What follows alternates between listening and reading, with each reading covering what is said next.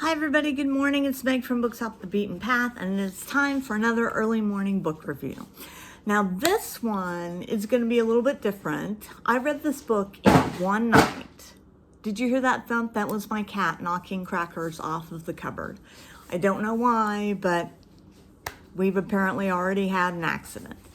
So anyway, my other cat is sneezing, so we'll have lots of ambient noise for this one. Okay, so this one's going to be a little different because I got this book from the library and I read it in one night. It's a big book, but it actually didn't have too much text in it. Let me show it to you. It's by Grady Hendrix. It's called Paperbacks from Hell. Can you see that? And I had this aspiration to read horror. I wanted to expand my reading habits and read some horror because I love gothics, and frankly sometimes they're hard to find. You know what I love. I love my vintage books and I love my gothics and I love spooky stuff, and so I thought horror, that's what I need to do. Not so much thriller because I still wanted that supernatural side of it, so I thought horror is the way to go.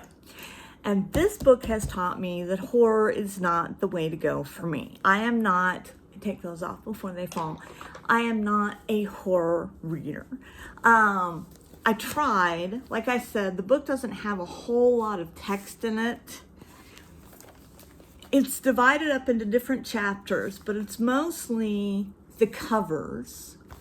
And the different chapters are... okay, so actually it's Paperbacks from Hell, The Twisted History of 70s and 80s Horror Fiction, which I thought, that wouldn't be too bad because now I've read, I think, 2 Grady Hendrix by now, and just to be honest, I don't really like Grady Hendrix. I read the Southern Book Club's Guide to Killing Vampires, which I enjoyed slightly, and then I read The Final Girls Support Group, which I hated. So I think this is my last time that I'm going to take a Grady Hendrix book home. It's just not my thing. But anyway, he has it divided up into chapters. Hail Satan, not interested. Creepy Kids, not interested. When Animals Attack, not interested. Real Estate Nightmares, that was pretty interesting. That was about haunted houses. Weird Science, not interesting. Gothic and Romantic. I was really looking forward to this one, but it turned out to be not gothic and romantic the way I define it. And then it was Inhumanoids and Splatterpunk and Serial Killers. And I'm sorry, I can't do horror. I thought this book was going to give me some, a little guide as to what I should be looking for and everything. Basically, it's all kind of splatterpunk. I don't want to read graphic stuff. You can say I'm an old woman, which perhaps I am. No, I'm not an old woman. I'm not going to say that. I'm not going to start my morning off saying that. I am not a horror reader. I wanted to be because I wanted to expand my horizons just a little bit. And there's so much horror out there. I thought, well, that would be a good segue from Gothic and everything. It's not. It's not.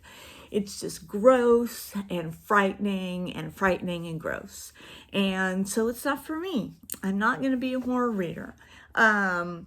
So anyway, that being said, I don't have too much else to say about this book. If you're wanting a book that talks about particular genres of paperbacks in the horror genre from the 70s and 80s, it's a good read. I mean, he did his research and he's got the cover art on there and everything like that. It's a good, like I said, I read it in one night. It was like driving past a car accident. I couldn't look away. But that doesn't mean I enjoyed it. I didn't enjoy it.